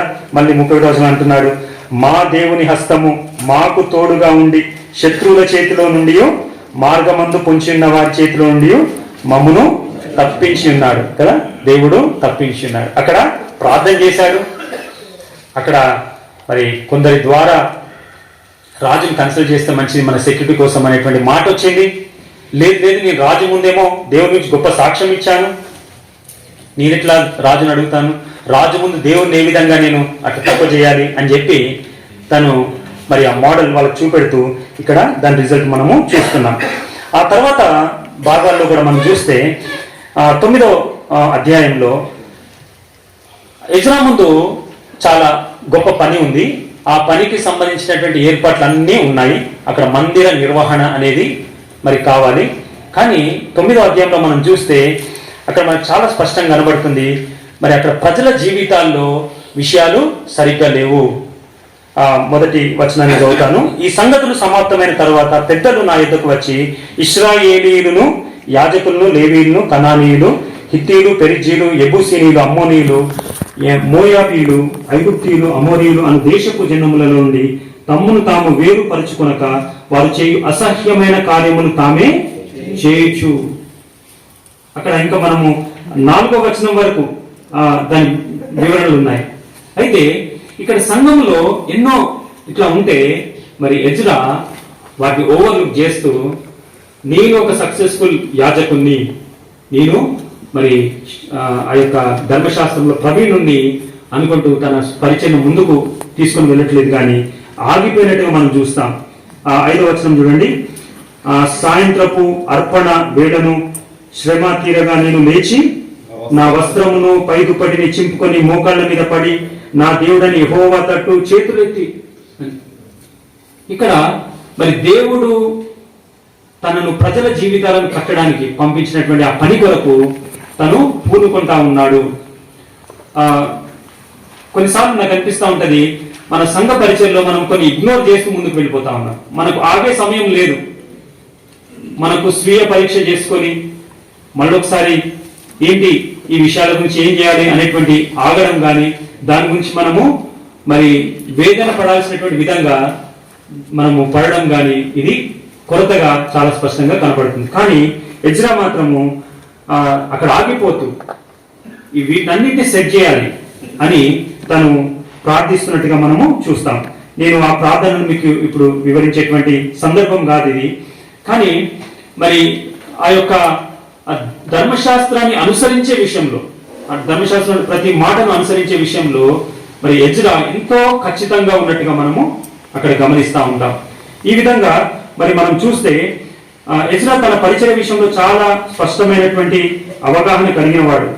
మరి నెహెమ్యా గ్రంథంలో కూడా చూస్తే 8వ అధ్యాయంలో మాటి మాటికి మరి ఆ ప్రజలకు 8వ అధ్యాయం చూడండి, అక్కడ మొత్తం ఎజ్రా గురించి రాసి ఉంటుంది. 8వ అధ్యాయం అంతా 7వ నెల రాగా ఇశ్రాయేలీలు తమ పట్టణంలోనూ నివాసులయ్యుండిరి. అప్పుడు జనులందరూ ఏక మనస్కులై నీటి గుమ్మము ఎదుటనున్న మైదానంలోకి వచ్చి యెహోవా ఇశ్రాయేలుకు ఆజ్ఞాపించిన మోషే ధర్మశాస్త్ర గ్రంథమును తెమ్మని ఎజ్రా అను శాస్త్రితో చెప్పగా, ఎవరు రెడీ కదా? తను ఎప్పుడు తన చేతిలో మరి ధర్మశాస్త్రం ఉంది. ఆ ధర్మశాస్త్ర ప్రకారము ఆ 8వ అధ్యాయంలో మనం చూస్తే వారిని నడిపిస్తున్నట్టుగా మనం చూస్తాం. అంతేకాదు ఒక్కొక్కరిని ఏదో జనరల్ గా ఒక మెసేజ్ ఇచ్చి దాన్ని ముగించినట్టుగా కాదు. కానీ 8వ వచనం మనం గమనిస్తే 8:8 ఇటువలే వారు దేవుని గ్రంథమును స్పష్టముగా చదివి వినిపించి జనులు బహుగా గ్రహించినట్టు దానికి అర్థము చెప్పిరి అనేటువంటి మాట. నేటి సంఘంలో మరి మనము సంఘానికి అందించాల్సింది ఏంటంటే, ప్రసంగాలు ఉన్నాయి, బాగానే ఉంది, కానీ మరి రోల్ మోడల్స్, ఒక మాదిరిని మనము వారికి చూపెట్టాల్సినటువంటి అవసరత కనబడుతుంది. నేను కొన్ని విషయాలు మీకు జ్ఞాపకం చేసి ముగిస్తాను. మనం జ్ఞాపకం పెట్టుకోవాల్సిన విషయం ఏంటంటే, మనం ప్రజలకు అందించేది మరి ప్రేమ సువార్త కదా, గాస్పెల్ ఆఫ్ లవ్ మనం ప్రజలకు అందిస్తున్నాం. మరి ప్రేమ అనగానే మనకు అంత జనరల్గా మనం మాట్లాడతాం. లోకంలో కూడా ప్రేమ అనేటువంటి మాట ఉంది, కానీ అగాపే ప్రేమ కదా. సో ఈ సువార్తను ప్రకటిస్తున్నటువంటి మనలో మరి అగాపే ప్రేమ ఉందా? ఉంది, మనలో ఉంది. ఎందుకంటే రోమా 5లో ఉన్నట్టుగా ఆయన ఆ ప్రేమను మనలో కుమ్మరించాడు. పరిశుద్ధాత్మ ద్వారా ఆ ప్రేమను మనలో కుమ్మరించాడు, మన హృదయాల్లో కుమ్మరించాడు ఆయన. ఆ ప్రేమ ఉంది, కానీ ఆ ప్రేమను మనం ప్రాక్టీస్ చేస్తున్నామా? మనకు తెలుసు క్రీస్తు ప్రేమలో ఉన్నటువంటి ఆ క్వాలిటీస్. మొట్టమొదటిగా అది నిస్వార్థమైనటువంటి ప్రేమ, సెల్ఫ్లెస్ లవ్ కదా. రెండవదిగా మరి అన్కండిషనల్ లవ్, షరతులు లేనటువంటి ప్రేమ. ఆ తర్వాత అది మరి ఇటర్నల్ లవ్, అది స్థిరమైనది, అది మనుషులను బట్టి మారేది కాదు. ఒకసారి నాతో మా ఇంటి దగ్గర ఒక ముస్లిం అబ్బాయి పనిచేస్తా ఉన్నాడు. ఏదో మాట వచ్చింది, వెంటనే ఆ ముస్లిం అబ్బాయి నాతో అంటా ఉన్నాడు, హిందీలో అంటా ఉన్నాడు, సార్ ఓలో బదులైతే హమ్కే బదులునా, వాళ్ళు మారితే మనం ఎందుకు మారాలి? నాకు చాలా సన్నిహితము, చాలా విషయాలు మేము దేవుని వాక్యం గురించి కూడా మాట్లాడుకుంటా ఉంటాము. బాగా ట్యూన్ అయిపోయింది మాకు. అంటున్నాడు, వాళ్ళు మారితే మనం ఎందుకు మారాలి సార్? మనం మారితే వాళ్ళకి మనకేంటి తేడా? సేమ్ కదా. సో మనము మరి దేవుని యొక్క ప్రేమ సువార్తను అందిస్తున్నటువంటి మనలో మరి ఆ ప్రేమ ఉందా? ఆ నిస్వార్థమైన, ఆ షరతులు లేనటువంటి ప్రేమ, ఆ తర్వాత స్థిరమైనటువంటి ఆ ప్రేమ, శాశ్వతమైన ప్రేమ అని అంటాం మనం. అటువంటిది మనము ప్రతి ఒక్కరి ఎడల మనం కలిగి ఉన్నామా? అది ఒకసారి మనము ఎగ్జామిన్ చేసుకుందాం. ఈ మరి సమాజానికి, సంఘానికి మనము ఇది మోడల్గా చూపించాలంటే క్రీస్తు ప్రేమను మరి మనం చూపించగలగాలి. ఆ తర్వాత రెండవదిగా మనము సమాధాన సువార్త ప్రకటిస్తా ఉన్నాం, గాస్పెల్ ఆఫ్ పీస్ లేకపోతే గాస్పెల్ ఆఫ్ రికన్సిలియేషన్. కొరింథీలో పౌలు అంటాడు కదా 2 కొరింథీ 5లో, మరి ఆయన మనల్ని తనతో సమాధానపరుచుకున్నాడు, ఆ తర్వాత సమాధానపరచు పరిచర్యను మనకిచ్చాడు, ఆ తర్వాత సమాధానపరిచేటువంటి వాక్యాన్ని మనకిచ్చాడు. మనం ఇక్కడ ఆయనతో సమాధానం పడడం వరకే ఆగిపోయామేమో, కానీ ఆయన మనకి సమాధానం పరిచే పరిచయం ఇచ్చాడు. అసలు మనం సమాధాన పరిచే పరిచయం ఉందని మన జ్ఞాపకం కూడా ఉందనేటువంటి పరిస్థితులు చాలా కనబడతా ఉన్నాయి. అసలు మనం చెప్పేటువంటి సువార్త సమాధాన సువార్త, gospel of piece, gospel of reconciliation. ఎవరితో? దేవునితో సమాధాన పడాలి ఆ వ్యక్తి, తర్వాత ఇతరులతో సమాధాన పడాలి. ఇక్కడ కొంత ఆగి మనం ఆలోచిద్దాము. మరి నా వ్యక్తిగత జీవితంలో నేను దేవునితో తర్వాత ఇతరులతో నేను సమాధానంగా ఉన్నానా? ఇతరులంటే మొట్టమొదటిగా కుటుంబంలో ఆ రికన్సిలియేషన్ కలిగి ఉన్నానా? తర్వాత సంఘంలో ప్రతి ఒక్కరితో రికన్సిలియేషన్ కలిగి ఉన్నానా? ఆ సమాధానం కలిగి ఉన్నానా? తర్వాత తోటి సేవకులతో ఆ సమాధానం కలిగి ఉన్నానా? సమాజంలో నేను అటువంటి సమాధానం కలిగి ఉన్నానా? మరి చాలాసార్లు డిఫరెన్సెస్ అవి తారస్థాయికి చేరుకున్నటువంటి పరిస్థితులు మనము చూస్తూ ఉన్నాం. There is lack of reconciliation among God's people, not only God's people, God's servants also. కదా, ఇట్లాంటి మీటింగ్లో మనం ఒక్క దగ్గర కూర్చుంటాము, వాక్యాలు వింటాము, కానీ మనము మన హృదయాలు మరి ఒకరితో ఒకరు కలుసుకున్నట్టుగా, మీటెడ్ టుగెదర్ అనేటువంటి అటువంటి ఎక్స్పీరియన్స్ మనము కలిగి ఉన్నామా అనేది మనం జ్ఞాపకం చేసుకున్నాం. ఉదాహరణకి కొన్ని భాగాలు మీకు చూపెడతాను. ఆది కాండంలో మనం చూస్తే, ఆది కాండము 12వ అధ్యాయం, అక్కడ క్షమించండి 13వ అధ్యాయంలో మరి అబ్రహాముతో పాటు లోతు వెళ్తాడు. మరి లోతు యొక్క బ్యాక్గ్రౌండ్ మనకు తెలుసు. తన తండ్రి చనిపోతాడు. మరి తన పరిస్థితులను బట్టి అబ్రహాము తనను చేర్చుకొని తనను కూడా మరి కనాన్ దేశానికి తీసుకొచ్చాడు. తనతో ఉంటూ లోతు చాలా అభివృద్ధి చెందాడు. అభివృద్ధి చెందినటువంటి లోతు యొక్క గొర్రెల కాపర్లు, అబ్రహాం యొక్క గొర్రెల కాపర్లకు ఎప్పుడైతే కలహమైందో, అక్కడ నాకు అర్థమైనటువంటి విషయం ఏంటంటే, లోతు జోక్యం చేసుకోవాల్సింది కదా. లోతు అక్కడ అరే ఏంటి మీరు అబ్రహాము కాపర్లతోని మీరు గొడవ పడుతున్నారా? దేవుడు అబ్రహాంని కలిగి పిలిచాడు, అబ్రహామును బట్టి నేను దీవించబడ్డాను, ఇంత మీరు వాళ్ళతో గొడవ పడడం ఏంటి? ఆ విషయం అబ్రహాం తెలిస్తే ఎంత బాధపడతాడు అని లోతు అనాల్సింది. లోతు సైలెంట్ గా ఉన్నాడు. అక్కడ ఏమి రాసలేదు. కానీ 7వ వచనంలో ఒక మాట ఉంటుంది చూడండి. అప్పుడు అబ్రహాము పశువుల కాపర్లకు లోతు పశువుల కాపర్లకు కలహం పుట్టాను. ఆ కాలమందు కనానీయులు పెరిజీలు ఆ దేశంలో కాపురం ఉండేది. ఆ మాట మరి పరిశుద్ధాత్ముడు స్పెషల్ గా ఎందుకు రాయించాడు అంత నేను పూర్తిగా చెప్పలేను, కానీ ఒక విషయాన్ని బట్టి రాయించుంటాడు. అదేంటంటే అబ్రహాం అది గమనిస్తా ఉన్నాడు. అబ్రహాం యొక్క దృష్టిలో ఏముందంటే, ఇక్కడ కనానీయులు పెరిజీలు ఉన్నారు, అన్య జనాంగం ఉంది, నేను చాలా జాగ్రత్తగా ఉండాలి నా సాక్ష్యం విషయంలో. ఓహో ఇంత పెద్ద సమస్య వచ్చింది. ఇప్పుడు లోతు వినే పరిస్థితిలో కనబడలేదేమో. అయితే లోతుని పిలిచి అంటున్నాడు 8వ వచనంలో, మరి మనము బంధువులం కనుక నాకును నీకును నా పశువుల కాపను నీ పశువుల కాపను కలహం ఉండకూడదు. వాడి దేశమంతా నీ ఎదుట ఉన్నది, దయచేసి నన్ను విడిచి వేరుగా ఉండుము. ఈ దేశమంతా నీ ఎదుట ఉన్నదని దేవుడు అబ్రహాంతో అంటే, అబ్రహాం లోతుతో అంటున్నాడు ఇదంతా నేను ఎదుట ఉంది, నీకేం కావాలో నువ్వు తీసుకో అంటే, అక్కడ సమాధానం కోసం, రికన్సిలియేషన్ కోసం తను మరి నీకు ఇష్టమైనది నువ్వు ఎంచుకో అంటున్నాడు కదా. మరి నేడు మన సంఘాల్లో మనము సేవకులంగా మన తోటి విశ్వాసులతో ఎట్లా ఉన్నాము, తోటి సేవకులతో ఎట్లా ఉన్నాము? మనలో ఏదైనా కలహాలు మరి రైజ్ అయ్యాయా, ఉన్నాయా? వాటి విషయంలో మనము ఏ విధంగా స్పందిస్తున్నాం? వాటిని మనము ఏదో విధంగా జయించి మనం దాన్ని మన సొంతం చేసుకుంటే సొంతం చేసుకోవచ్చు, కానీ సాక్ష్యము ఉండదు. మరి ఇంతకుముందు నేను చెప్పినటువంటి ఎగ్జాంపుల్, అక్కడ ఆ సంఘస్థులు సేవకుడు లోపల ఉన్నాడంట. ఆ సంఘానికి కాపరిగా ఉన్నటువంటి ఆయన లోపల ఉన్నాడు, ఇంట్లో బయటకు వస్తలేడంట. ఈ సంఘస్థులు బయట ఈ మీడియా పీపుల్తో మాట్లాడుతూ ఉన్నారు. ఇక్కడ అన్య జనాంగము నిలబడి చూస్తూ ఉన్నారు. వాళ్ళు కూడా కొన్ని మాటలు చెప్తా ఉన్నారు. మరి ఆ సేవకుడు సంఘస్థులు కూర్చొని లోపల డిస్కస్ చేయాల్సినటువంటి విషయాలు, కానీ అవి బయటికి వచ్చాయి. ఇంకా అన్య జనాంగానికి ఏం స్వార్థ చెప్తారు? ఈ సమాధాన స్వార్థ చెప్తారు వాళ్ళు.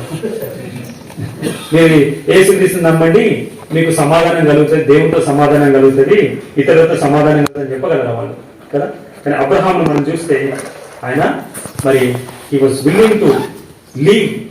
అంటే ఈ దేశం అంతా నాకు కావాలి, నువ్వు అటు సైడ్ వెళ్ళిపో అన్న అబ్రహాం వెళ్ళిపోయేవాడేమో కదా. అటువంటి మరి మనస్సు అబ్రహాము కలిగి ఉన్నట్టుగా మనం చూస్తాం. ఆ తర్వాత కూడా చూడండి, లోతు మరి చెరపట్టబడ్డాడు. మంచి పని అయింది, వెళ్ళేది అని నా మాట అనుకోలేదు కదా. మళ్ళీ వెంటనే వెళ్ళి లోతు కోసం, మిగతా వాళ్ళ కోసం, లోతు కోసం వెళ్ళి మళ్ళీ తనను విడిపించి తీసుకొస్తాడు. తనను మళ్ళీ తనకున్నదంతా తనకు ఇప్పిస్తాడు. ఆ తర్వాత లోతు ఎక్కడ కూడా అబ్రహాముకు కృతజ్ఞత చెప్పినట్టు కానీ, లేదా అబ్రహాముతో ఏదైనా కమ్యూనికేషన్ కలిగి ఉన్నట్టు కానీ ఎక్కడ లేదు, దాఖలా లేదు. అయినా కానీ 18వ అధ్యాయంలో మళ్ళీ లోతు విషయంలో ప్రార్థన చేస్తా ఉన్నాడు. 19వ అధ్యాయంలో ఒక మాట ఉంటుంది, దేవుడు అబ్రహామును జ్ఞాపకం చేసుకుని లోతును రక్షించినట్టుగా మనం గమనిస్తా ఉంటాం కదా. కాబట్టి సమాధానం కొరకు ఒక మాట ఉంది కదా, రోమాపత్రిక 12లో మనకు తెలిసినటువంటి వచనం అనేది, శక్యమైతే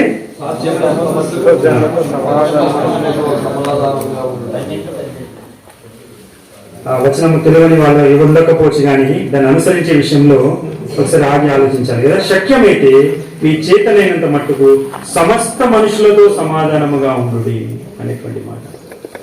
ఇక్కడ కొంత ఆగి ఆలోచిద్దాము. మరి మనము ప్రతి ఒక్క వ్యక్తితో సమాధానం కలిగి ఉన్నామా? తోటి సేవకులతో మనం సమాధానము కలిగి ఉన్నామా? మొన్న ప్రయాణం చేస్తూ వస్తున్నప్పుడు నేను నాతో ఉన్నటువంటి వారితో మాట్లాడుతూ ఉన్నాను. మరి మనం ఉన్నటువంటి సహవాసంలో మీ యొక్క అబ్జర్వేషన్స్ ఏంటి అని అంటే, అవునన్న విషయాలు సరిగ్గా లేవు, సమాధానం లేదు. సరే, సమాధానం లేదు. సమాధానం లేకపోతే మీరేం చేస్తున్నారు? మరి దాని గురించి ఏమైనా ప్రయత్నం చేస్తున్నారా అని అంటే ఏమీ లేదు. ఎందుకంటే నాకు అందరితో బాగానే ఉంది రిలేషన్షిప్. నాకెందుకు వచ్చిన గొడవ? ఎవరో ఇద్దరు గొడవ పడుతుంటే సరే, నీకెందుకు వచ్చిన గొడవ? మరి మత్తయి సువార్త 5లో మాట ఉంది కదా, సమాధాన పరచువారు ధన్యులు, వారు దేవుని కుమారులు అనబడుతున్నారు. మరి దాని సంగతి ఏంటి? మరి సమాధానం పరిచే పరిచయం ఇచ్చాడు కదా, దాని సంగతి ఏంటి? సమాధాన పరిచయానికి వాక్యాలు ఇచ్చాడు కదా, దాని సంగతి ఏంటి? No answer. కాబట్టి చాలాసార్లు మనం బాగుంటే సరిపోతుంది అన్నట్టుగా మన వైఖరి మనం కలిగి ఉన్నాం. మేము లోతు అట్లాంటి వైఖరి కలిగి ఉన్నాం. నేను బాగున్నా, నాకెందుకు వచ్చినా కూడా. ఆ తర్వాత ఆపర్చునిటీ దొరికిందో లేదో, తనకి ఏదైతే బాగా అనిపించిందో అది చూజ్ చేసుకున్నాడు. అరే అబ్రహాం, నువ్వు నాకు తండ్రిగా ఉండి నన్ను ప్రోత్సహించి ఇక్కడ నడిపిస్తే ఇదంతా మరి నీ వల్ల నాకు కలిగింది, నిన్ను బట్టి దేవుడు నన్ను ఆశీర్వదించాడు. అయినా అసలు ఈ భూభాగాన్ని నీకు ఆయన మరి ప్రామిస్ చేశాడు. నేను చూజ్ చేసుకోవడం ఏంటి? నువ్వు నాకు చెప్పు ఎక్కడికి వెళ్ళాలని. నేను వదిలిపెట్టి వెళ్ళలేను, కానీ ఈ యొక్క సమస్యను సాల్వ్ చేసుకోవడానికి ఈ కాపర్లని నువ్వే నాకు ఎట్లా సజెషన్ ఇస్తే ఎట్లా ఫాలో అవుతాను అనాలి కదా. దొరికింది ఆపర్చునిటీ అని జంప్ అయిపోయినట్టుగా మనము చూస్తాం. మళ్ళీ ఇక్కడ ఆగి మనం ఆలోచించాల్సింది ఏంటంటే, మనము మన తోటి సేవకులతో, సంఘంలో ప్రతి ఒక్కరితో, సమాజంలో ప్రతి ఒక్కరితో మనం సమాధానం కలిగి ఉన్నామా? కొన్నిసార్లు మనం అనొచ్చు, నేను బాగానే ఉన్నాను కానీ అవతల వ్యక్తులు నాతో బాగలేరు. ఓకే, దేవుడు చూస్తున్నాడు అవన్నీ కదా. నాకు కొందరు శత్రువులు ఉన్నారు. అంటే వాళ్ళు ఎట్లున్నారంటే, వాళ్ళు నన్ను శత్రువుగా చేసుకున్నారు. వాళ్ళు నన్ను శత్రువుగా చేసుకుంటే ఓకే, కానీ నేను నన్ను శత్రువుగా చేసుకుంటే ఇక్కడ నేను ఆగి ఆలోచించాలి.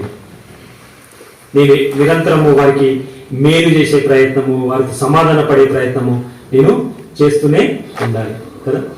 కాబట్టి సమాధానం విషయంలో మనము ఎగ్జాంపుల్గా ఉన్నామా మన సమాజంలో? మూడవదిగా మనం అందించేటువంటి సువార్త, మరి ఇది గాస్పెల్ ఆఫ్ జాయ్, ఆనందం.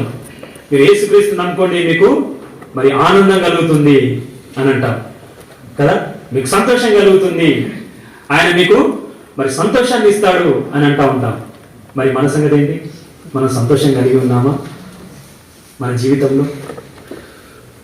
మన సంతోషాన్ని వ్యక్తం చేస్తున్నామా? ఒక ఆయన అన్నాడు, a Christian without joy is a poor advertisement to Christian faith. మరి ఒక క్రైస్తవుడు సంతోషం లేకపోతే ఒక పోర్ అడ్వర్టైజ్మెంట్ అండి క్రిస్టియన్ ఫెయిత్. మరి ఒక ఆమె టోల్ గేట్ దగ్గర పనిచేసేది. ఎప్పుడు చూసినా ఎవరు ఆమెను చూసినా ఆమె నవ్వుతూ ఉండేది అనమాట, సంతోషంగా కనబడేది.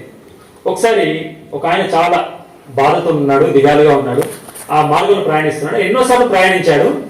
అది ఈసారి ఆగి అడుగుదాం అనుకున్నాడంట, ఏంటి ఒక్కరోజు కూడా నీలో బాధ లేదా అని. సో ఆపి అని అడిగాడంట, ఏంటమ్మా నువ్వు ఎప్పుడు చూసినా సంతోషంగా ఉంటావు అని అంటే ఆమె కొన్ని మాటలు చెప్పానంట. వీలైతే మీరు మా ఇంటికి రండి, మీకు వివరంగా చెప్తానన్నదంట. అది మొత్తానికి ఇంటికి వెళ్ళాడంట. ఆయన అమెరికాలో అమెరికన్ గవర్నమెంట్ క్యాబినెట్ లో కీ పర్సన్ అంట. అయితే మొత్తానికి ఆ రోజు దాన్ని బట్టి ఆయన సువార్త విని రక్షించబడ్డాడంట. రక్షించబడి చాలా మందిని ఆయన దేవుళ్ళకి నడిపించాడు. దీని అంతటి కారణం ఏంటి చెప్పండి? ఆమె చేసింది ఏమీ లేదు, ఆమె ఎప్పుడు చూసినా సంతోషం కనబడింది కదా. కాబట్టి మనం సంతోషం గురించి చెప్తూ ఎల్లప్పుడూ ప్రభు యందు ఆనందించని చెప్తూ మనము దిగాలుగా ఉంటే అది బాధకరం కదా. మరి ఈ విషయం కూడా జ్ఞాపకం పెట్టుకుందాం. ఆ తర్వాత మనము ఇది గాస్పుల్ ఆఫ్ గ్రేస్, కృప, దేవుడు కృప చూపెడతాడు, దేవునిపై ఆధారపడండి, ఇంతకుముందు మనం చూసుకున్నాం కదా అని చెప్తా ఉంటాం. కానీ మనం ఆ విషయంలో ఎట్లా ప్రాక్టీస్ చేస్తున్నాం? చాలా కాలం క్రితము ఒక సేవకుల మీటింగ్ జరిగింది. దాంట్లో నేను కొన్ని ప్రజెంట్ ఎడ్యుకేషన్ సిస్టమ్ ఏ విధంగా సాతాను చేతిలో నడిపించబడుతుంది అనేది కొంత వివరించాను. ఎందుకంటే 1 యోహాను 5:19 ఉంది కదా, మనం దేవుని సంబంధము అది లోకము దుష్టుని అని ఉన్నదని మనం ఎరుగుదము అని. లోకము దుష్టుని అని ఉన్నదంటే లోకం ఉన్నటువంటి సిస్టమ్స్ దుష్టిని అని ఉన్నాయి. దాంట్లో ఒకటి ఎడ్యుకేషన్ సిస్టమ్ అని చెప్తూ వివరిస్తూ నేటి దినాల్లో మరి సంఘం ఉన్నటువంటి పిల్లలు సండే స్కూల్ ఏజ్ నుంచి మొదలుకొని గ్రాడ్యుయేషన్, పోస్ట్ గ్రాడ్యుయేషన్ వరకు సంఘంలో ఉండట్లేదు, రెసిడెన్షియల్ స్కూల్స్ లో ఉంటున్నారు కదా. ఒక చర్చ్ వెళ్ళినప్పుడు ఏంటి పిల్లలు కనబడట్లేదంటే, అన్న అందరు రెసిడెన్షియల్ స్కూలే. ఇప్పుడు ఇక కొత్త అడ్వర్టైజ్మెంట్ కనబడతా ఉంది. హైదరాబాద్కి వెళ్తే ఏమనంటే అక్కడ చీఫ్ మినిస్టర్ ఫోటోతో పాటు అది రాసింది, మీ పిల్లల భవిష్యత్తు మా బాధ్యత. అది చాలా ఆకర్షణీయంగా కనబడుతుంది, కానీ అది వాక్యానికి విరుద్ధమైనది. మన పిల్లల భవిష్యత్తు దేవుని యొక్క మరి చేతిలో ఉంది, అది మన బాధ్యత, తల్లిదండ్రులుగా మన బాధ్యత. కాబట్టి వాటికి ఆకర్షించబడి అప్ప ఎంత మంచి గవర్నమెంట్ అందుకోవాలి, మరి మనము జాగ్రత్తగా ఉండాలి, సంఘంలో ఉన్న వారికి జాగ్రత్త ఉండమని చెప్పాలి. అయితే దాంట్లో కొంత క్వశ్చన్ ఆన్సర్ సెషన్ జరిగిందనమాట. అయితే ఒక సేవకుడు అంటున్నాడు, అన్న ఏదో మేము ఇట్లా సేవలో ఉన్నారు చాలా కాలం నుండి, ఏదో ఇంకా మేము ఇట్లా నడిపిస్తా ఉన్నాం, కానీ మా పిల్లలు ఇట్లాంటి కష్టంలో ఉండొద్దని వాళ్ళను మేము చదివిపిస్తున్నాం, ఏదో ఇట్లా బ్రతుకుతున్నాం అంటే ఏదో ఈ సేవలో. మరి దేవునిపై ఆధారపడుట, దేవుడు ఆ మత్తయి 6:33లో ఉన్నట్టుగా ఆయన మన అవసరతలు తీరుస్తాడనేటువంటి ఆ యొక్క మరి ఆ విశ్వాసం, ఇంతకుముందు మనం నేర్చుకున్న విశ్వాసం గురించి, అట్లాంటి విశ్వాసము మనము వ్యక్తం చేయకపోతే మరి సంఘానికి మనము ఏమి నేర్పిస్తాము? ఆ తర్వాత ఆఖరిగా మనం కలిగినటువంటి ఈ యొక్క సువార్త గాస్పుల్ ఆఫ్ హోప్, నిరీక్షణతో కూడినటువంటి సువార్త కదా. మరి మనం చెప్తాం ఇతరులకు ఏమనంటే, మీరు యేసుక్రీస్తు నమ్మండి, మనకు నిత్య జీవం ఉంటుంది, పరలోకం ఉంటుంది, పరలోకంలో నిత్య ఆనందం ఉంటుంది, ఏ రోజైనా ఎవరైనా చనిపోవాల్సింది ఒక రోజు, ఇదంతా ముగించబడబోతుంది, మనం పరలోక రాజ్యం ఉంది అని వాళ్ళని చెప్తా ఉంటాం. కానీ ఈ విషయంలో మనం ఎట్లా ఉన్నాము? ఈ మధ్యనే మా దగ్గర ఒక కుటుంబంలో ఒక వృద్ధురాలు మరణించింది. ఆమె వాళ్ళ గ్రామంలోనే దాదాపుగా మొదటి విశ్వాసి. ఆ తర్వాత తన కుటుంబము, తన పిల్లలు వాళ్ళు దేవుని ఎరిగినటువంటి వారు, మంచి సాక్ష్యం కలిగినటువంటి స్త్రీ. ఆమె 90 years ఆమె బ్రతికింది మంచి ఆరోగ్యంతో. 90 years ఏజ్లో మామూలుగా ఇంట్లో ఉండి చిన్న సిక్నెస్తోనే ఆమె చనిపోయింది. సో ఇప్పుడు దేవునికి కృతజ్ఞతలు చెల్లించాల్సినటువంటి విషయమా, లేకపోతే చాలా జనాలు కూర్చొని ఏడవలసినటువంటి విషయమా? అయితే ఆ విషయం తెలియగానే మరి నేను అక్కడికి వెళ్ళాను. అక్కడికి చాలా మంది ఉన్నారు. ఎంత బాధాకరమైనటువంటి సీన్ నాకు కనబడిందంటే, మరి ఆమెను బయట ఒక మంచం వేసి రోడ్డు పైన, అంటే చిన్న స్ట్రీట్ అది, అటువైపు ఇటువైపు ఇల్లులు ఉన్నాయి. అయితే మంచం వేసి ఆ శవాన్ని దానిపైన పెట్టి, ఒకవైపు మరి ఆ కుటుంబం తాను మరికొందరు క్రైస్తవులు వాళ్ళు కూర్చున్నారు. అటువైపు అంతా అన్యులు కూర్చున్నారు, నేబర్స్ అంతా వచ్చి వాళ్ళు కూర్చున్నారు. ఇక్కడ ఎట్లా ఏడుస్తున్నారంటే అసలు ఎంత భయంకరమైన మరణం ఇది, అకాల మరణం అన్నట్టుగా అన్నంత గట్టి గట్టిగా ఏడుస్తూ ఉన్నారు. అసలు అది అసలు చూసినప్పుడు నేను చాలా అసలు బాధ అయిపోయింది. ఏంటిది, ఇప్పుడు ఈ అన్య జనాంగానికి ఇంతవరకు ఏం చెప్పిండ్రు, సువార్త చెప్పిండ్రు వీళ్ళు. తప్పకుండా వీళ్ళు వాళ్ళందరికీ వాళ్ళ నోటితో క్రిస్మస్ టైంలో ఏదో టైంలో సువార్త చెప్పిన వాళ్ళే. ఏమని, మీరు యేసుక్రీస్తున్నామండి, మీకు పాప క్షమాపణ ఉంటుంది, తర్వాత మీకు నిత్య జీవం ఉంటుంది, అక్కడ నిత్యానందం ఉంటుంది. ఒకవేళ మరి ఆమె విశ్వాసి అయితే వారు ఆ మాటలు వింటే ఈమె నిత్యానందంలోకి వెళ్ళిందని అనుకుంటారు కదా. కానీ వీళ్ళు ఏం చేస్తున్నారు, చాలా భయంకరంగా ఏడుస్తారు. అక్కడ ఉన్నటువంటి సేవకున్నారు, ఏంటి ఏడుస్తున్నారు, ఇంత భయంకరం ఉంటుంది, బాధ ఉంటుంది. మరి నా తల్లి కూడా చనిపోయినప్పుడు నేను సందిగ్ధంలో ఉండే, నేను సంతోషించాలా ఏడవాలా అని అని నాకు అనిపించింది. ఆలోచిస్తుంటే నేను ఎక్కువ సంతోషించాలి, కొంత బాధ కలుగుతుంది. కానీ అన్య జనాంగం ఏడ్చినట్టుగా ఇంక ఈ ఆత్మ ఎక్కడ పోతుందో, మరి తెలుగులో ఏమంటారు నాకు తెలియదు, హిందీలో ఆత్మ భటక్ జాతే అంటారు, అంటే అక్కడిక్కడ తిరుగుతుంది ఆత్మ అన్నట్టుగా మనం ఏడిస్తే మనకి అన్య జనాంగానికి మరి తేడా అయింది. ఆ దినాల్లోనే నేను చెప్పినటువంటి ముస్లిం అబ్బాయి మా దగ్గర ఉన్నప్పుడు నేను అడిగాను, మీ దగ్గర ఎవరైనా చనిపోతే ఏం చేస్తారు మీరు అంటే, ఆయన చెప్పినటువంటి ఫస్ట్ మాట ఏంటంటే, మరి వాళ్ళకి చెప్తారంట వాళ్ళ గురువులు, మీరు మరి ఏడవద్దు, ఏడ్చినా కానీ లోపల ఇంట్లోకి వెళ్ళి మీరు నెమ్మదిగా ఏడవాలి, బయటకు వచ్చి ఏడవద్దు. ఏ అల్లాక ఓ ఇన్షాల్లా అంటారు కదా, ఆయన చిత్తం అది, ఆయన చిత్తానికి విరుద్ధంగా ఏడవద్దు అని వాళ్ళు నేర్పిస్తారంట. నేను జస్ట్ తెలుసుకోవడానికి ఎట్లా ఉంది వాళ్ళ పరిస్థితి, మన పరిస్థితి, అంటే మన పరిస్థితి ఎట్లా ఉంది కదా.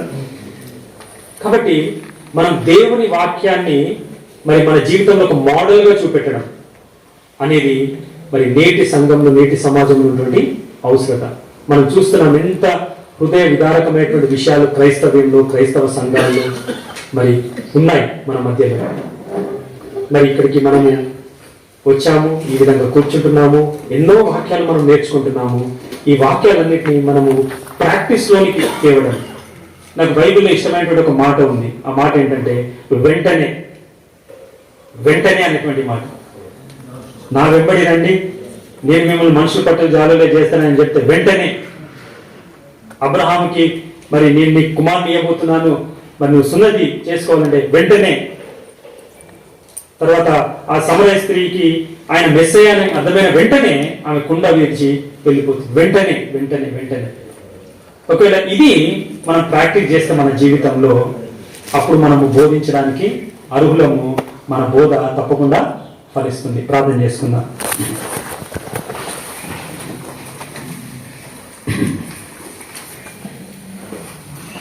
మనమందరము విన్నటువంటి వాక్యాన్ని వ్యక్తిగతంగా మన హృదయాల్లో మనము తీర్మానపూర్వకంగా క్రియాశీలకమైనటువంటి నిర్ణయాలు తీసుకొని ప్రార్థిస్తూ ఉంటుండగా దేవుని సేవకులు స్వామి అని వచ్చి ప్రార్థన నడిపిస్తారు.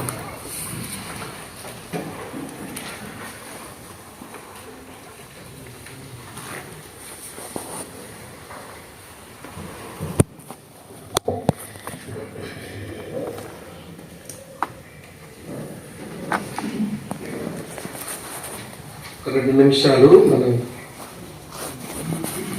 సమయం తీసుకుందాం.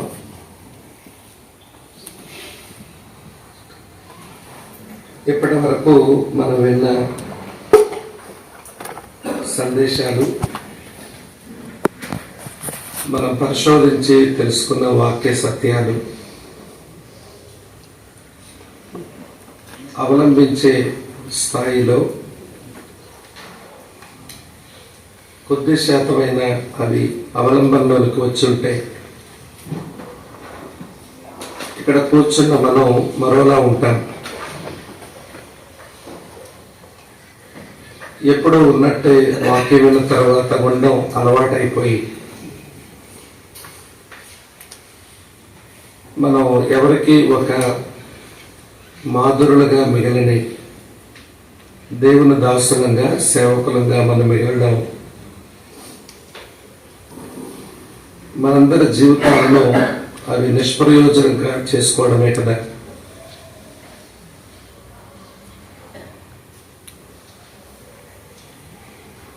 వారు కాపరలేని గొర్రెల వలె విసిగి చెదరి ఉన్నారట. వాక్యం ఎరగని పరిసయ్యులు చుట్టూ ఉన్న పరిసయ్యులు వాక్యాన్ని బాగా చెప్పలేని వారా, ఎరిగిన వారే చెప్పగలిగిన వారే, కానీ ఆనాటి ఆ ప్రజలకు వారు మాధురులు కాలేదు. అందుకనే ఆనాటి ప్రజలు కాపరలేని గొర్రెల వలె విసిగిపోయారు, చెదిరిపోతున్నారు. ఈ రోజున సంఘాలలో, మన ప్రాంతాలలో, మన సేవలో మన వారు, మన చుట్టూ ఉన్నవారు అలానే అవ్వడానికి గల కారణం మనం వారి ముందు ఒక రోల్ మోడల్ కాలేదేమో. ప్రసంగాలు చెబుతున్నాము,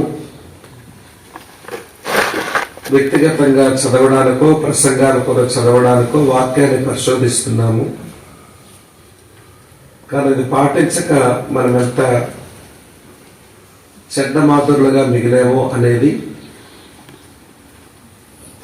ఈ వాక్యపు అర్థంలో మనం అర్థం చేసుకోవాల్సిన విషయం. ప్రకటించేది ప్రేమ సువార్త అంటున్నాం. ప్రేమించడంలో కనీసపు స్థాయి కూడా లేదు. మేము ప్రకటించేది సమాధాన సువార్త అంటున్నాం.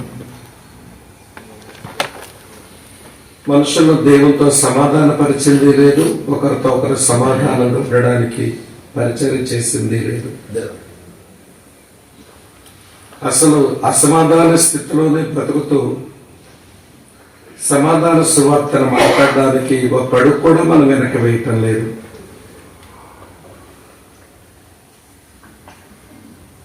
దేవుడు అబ్రాహాముకి ఇచ్చాడు ఆ దేశాన్ని, కానీ అబ్రాహాం వదులుకోవడానికి ఇష్టపడ్డాడు సమాధానం కొరకు.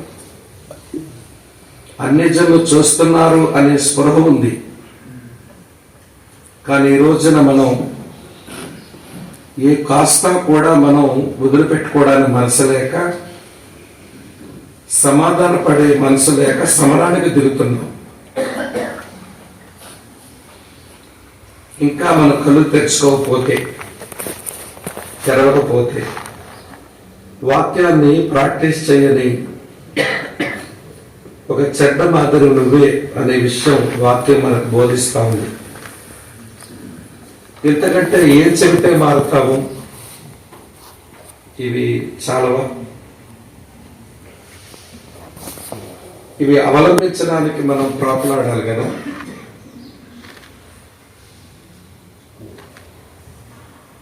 కృపాసువార్త అంటున్నాం. మాటల్లో కృపే కనబడడం లేదు, చేతల్లోనూ కనబడడం లేదు. ఒక మనిషిని యాక్సెప్ట్ చేయలేకపోతున్నాం. ప్రభా, కృపచేతను నన్ను రక్షించావు, కృపచేత నన్ను కౌగలించుకుంటున్నావు అని ఆరాధిస్తున్నావు. కానీ ఒక మనిషి ఎడలా కృప చూపడమే మనకు చేత కావడం. కొంచెం హృదయాలు తవ్వండి ఒక్క నిమిషం. ఒక మనిషి మీద ఒక బిటర్నెస్, చేదు, ఆ చేదుకు బాగా అవకాశం ఇచ్చి ఒక పెద్ద చేదు వటవృక్షాన్ని హృదయంలో పెంచుకొని హృదయం నిండా ఆవరించి ఉన్న చేదు కొమ్మలతో నిండిపోయిన దేవుని సేవకులం. నోరేమో కృపా సువార్త అంటుంది, కానీ మాటలోనూ జీవితంలోనూ కృప కనబడ్డం లేదు. నిరీక్షణ సువార్త ప్రకటిస్తున్నాం. ఆశలు లేకుండానే బ్రతుకుతున్నాం. దేవుని యందు ఆశలు లేవు, దేవుని యందు నిరీక్షణ లేదు. ఎదుటి వాళ్ళకి అది అర్థమైనట్లుగా బ్రతికే మాదిరి లేదు. ఇవన్నీ మనం వింటున్నాం, రాసుకుంటున్నాం, ఆలోచిస్తున్నాం. మనందరి లోపల ఉన్న పరిశుద్ధాత్ముడు లోపల లోతుగా ఒప్పిస్తూ ఉండగా వెంటనే ఇక్కడే ఇప్పుడే ఓ తీర్మానానికి రా. కష్టం అనిపిస్తుందా? నష్టం వచ్చేస్తుంది అనిపిస్తుందా? కష్టానికి నష్టానికి నువ్వు ఇష్టపడకపోతే ఇక నువ్వు ఎలాగా ఒక మంచి మాదిరి గల వ్యక్తి అవుతావు అనే ప్రశ్నతో నేను వదిలేస్తున్నాను. కష్టానికి నష్టానికి ఇష్టపడలేని నీవు తక్షణమే విధేయత చూపించకుండా ఇక్కడి నుంచి వెళ్ళిపోతున్న ఒక కయ్యూను సహోదరుడివి. నువ్వు ఒక కయ్యూను వంటి వాడివి, నేను ఒక కయ్యూను వంటి వాడిని. ప్రేమగా తండ్రి, మీకు వందనాలు చెల్లిస్తున్నాం.